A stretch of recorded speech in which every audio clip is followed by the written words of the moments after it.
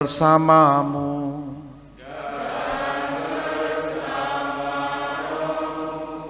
Inilah Injil suci menurut Matius.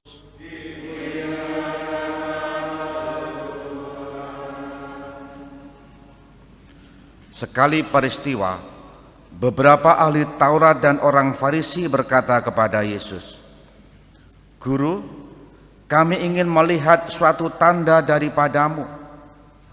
Jawab Yesus kepada mereka, "Angkatan yang jahat dan tidak setia ini menuntut suatu tanda. Tetapi kepada mereka takkan diberi tanda selain tanda Yunus. Sebab sebagaimana Yunus tinggal dalam perut ikan 3 hari 3 malam, demikian pula Putra Manusia akan tinggal dalam rahim bumi 3 hari 3 malam."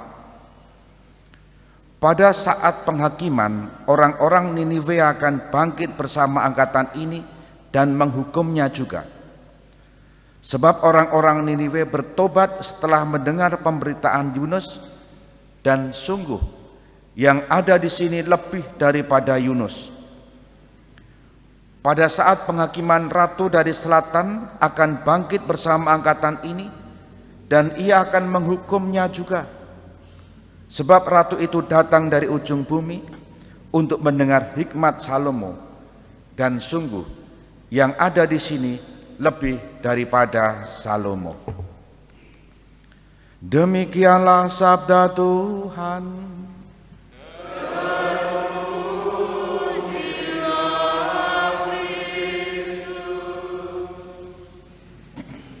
Saudari-saudara yang dikasihi Tuhan, selamat pagi, berkah dalam. Momen yang menyelamatkan, momen spesial yang senantiasa dapat diingat karena terselamatkan, itulah yang biasanya menjadi kekuatan bertahan. Setiap di antara kita kalau boleh jujur dan boleh hening merunut sejarah hidup kita masing-masing, tentu ada momen-momen tertentu, saat-saat tertentu betapa Allah sungguh memberi perhatian kepadaku, kepada saudari-saudara. Nah, momen-momen itulah yang boleh kita syukuri, kita ingat terus, kita pelihara dalam batin dan memori ingatan, sehingga saat-saat tertentu kita angkat lagi supaya kita diingatkan Tuhan tetap mengasihi meskipun keadaan kita senantiasa berubah-ubah. Kasih Tuhan tidak akan pernah berubah, sementara manusia selalu berubah. Nah, bacaan pertama tadi kurang lebih membicarakan soal itu. Dalam hal apa? Orang-orang Israel itu sungguh-sungguh orang yang susah untuk dikandani, diberitahu, dipertobatkan, dan selalu saja memiliki pikirannya sendiri, aturannya sendiri. Maka tadi Nabi Mika dalam bacaan pertama tadi mengingatkan, Tuhan sampai mengatakan, "Apa pernah aku membuat kesalahan bagimu?" Kurang lebih seperti itu. Begini, "Umatku, apa yang telah kulakukan kepadamu? Dengan apa engkau telah kususahkan? Jawablah aku. Sebab aku telah menuntun engkau keluar dari Mesir dan membebaskan dikau dari rumah perbudakan." Itu momen besar bangsa Israel, peristiwa dahsyat bangsa Israel. Pembebasan dari Mesir, kisah keluaran itu bukti nyata yang diwariskan turun-temurun betapa Allah mengasihi mereka. Nah, saat-saat Israel jatuh dosa, momen itu diangkat kembali supaya apa? Ingat, Allah begitu penuh kasih.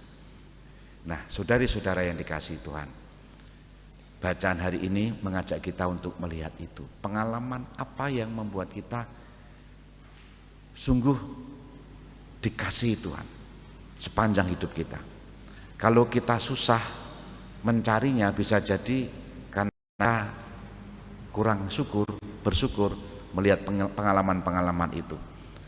Dan hal yang terjadi nanti akhirnya adalah orang lalu tidak percaya. Karena apa? Tidak melihat tanda-tanda kasih Tuhan dalam hidup kita, dalam hidup masing-masing. Kalau sudah tidak percaya, sudah. Lalu orang tidak lagi bertobat, tidak lagi kembali kepada Tuhan dan hidup seenaknya sendiri, seturut aturannya sendiri, seperti sejarah Israel. Maka orang Farisi dan ahli Taurat tidak akan diberi tanda oleh Yesus karena sikap mereka sendiri tidak terbuka terhadap kehadiran Yesus. Tandanya hanya satu, Yunus yang di perut ikan selama berapa hari itu? 3 hari. Dan itu apa ya istilahnya, yang nantinya juga akan dialami oleh Yesus dalam wafat dan kebangkitannya. Peristiwa apakah yang pernah kita alami sehingga kita bisa bersyukur Tuhan mengasihi kita? Kita hening sejenak.